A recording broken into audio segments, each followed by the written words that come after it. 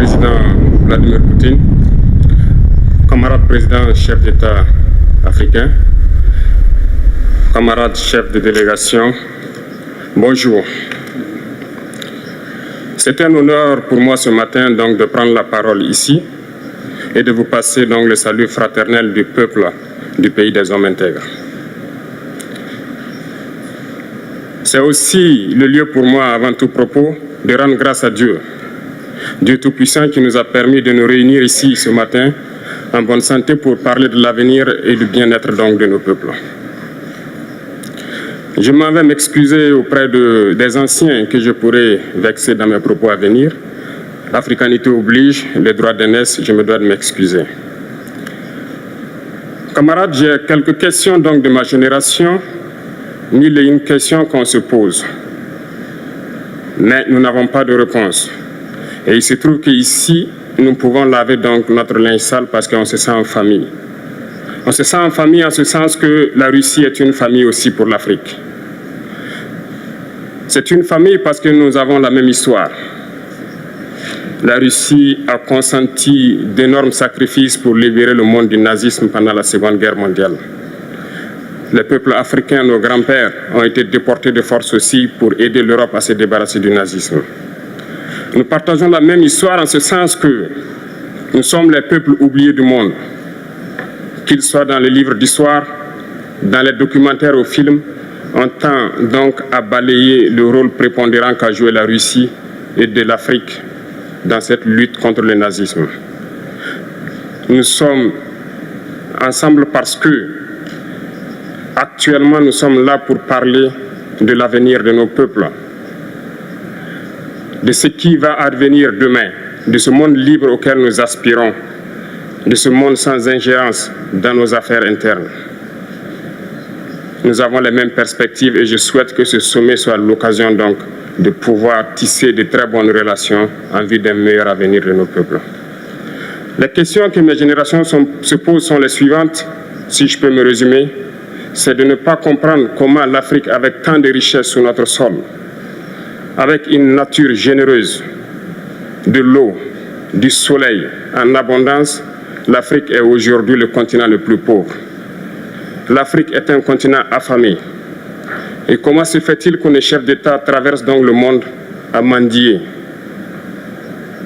Voici des questions que nous nous posons et que nous n'avons pas de réponse jusque-là. Nous avons l'occasion de tisser de nouvelles relations.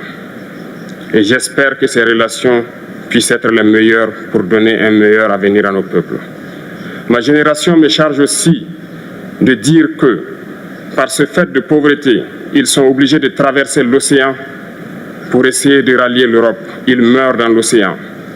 Mais que prochainement, ils n'iront pas traverser parce qu'ils viendront devant nos palais pour chercher leur pitance quotidienne. Pour ce qui concerne le Burkina Faso, aujourd'hui, nous sommes confrontés depuis plus de 8 ans à la forme de manifestation la plus barbare, la plus violente du néocolonialisme, de l'impérialisme. L'esclavage qu'on tend encore à nous imposer. Nos dévanciers nous ont bien appris une chose. L'esclave qui n'est pas capable d'assumer sa révolte ne mérite pas que l'on s'apitoie sur son sort. Nous ne nous apitoyons pas sur nos sorts, on ne demande pas que quelqu'un s'apitoie sur notre sort. Le peuple burkinabé a décidé de lutter contre l'île terroriste en mesure de relancer son développement. Dans cette lutte, des vaillants peuples, des vaillantes populations se sont engagées à prendre les armes face au terrorisme, ceux que nous avons affectueusement appelés les VDP, des volontaires. Nous sommes surpris de voir les impérialistes traiter ces VDP de milices et de tout type. C'est décevant, parce qu'en Europe, lorsque des peuples prennent les armes pour défendre leur patrie, on les traite de patriotes. Nos grands-pères ont été déportés pour sauver l'Europe. Ce n'était pas avec leur consentement, contre leur gré. Et bien au retour, on se rappelle bien qu'à Tiaroy, lorsqu'ils ont voulu revendiquer leurs droits élémentaires, ils ont été massacrés. Cela ne fait rien donc. Lorsque nous, peuple, nous décidons de nous défendre, on nous traite de milices. Mais là n'est pas le problème. Ce qui est le problème, c'est de voir des chefs d'État africains qui n'apportent rien à ces peuples qui se battent, mais qui chantent la même chose que les impérialistes en nous traitant de milices, en nous traitant donc d'hommes qui ne respectent pas les droits de l'homme. De quels droits de l'homme parle-t-on? Nous nous offusquons contre cela et c'est honteux. Il faut que nous, chefs d'État africains, nous arrêtons de nous comporter donc en marionnettes qui dansent à chaque fois que les impérialistes tirent sur les ficelles. Hier, le président Vladimir Poutine a annoncé donc l'envoi de céréales en Afrique. Nous sommes bien contents. Nous lui disons merci pour cela. Mais aussi, c'est un message passé à nous, chefs d'État africains, parce qu'au prochain forum, nous ne devrons pas venir ici sans avoir assuré, pour ceux qui ne connaissent pas la guerre, l'autosuffisance alimentaire de nos peuples.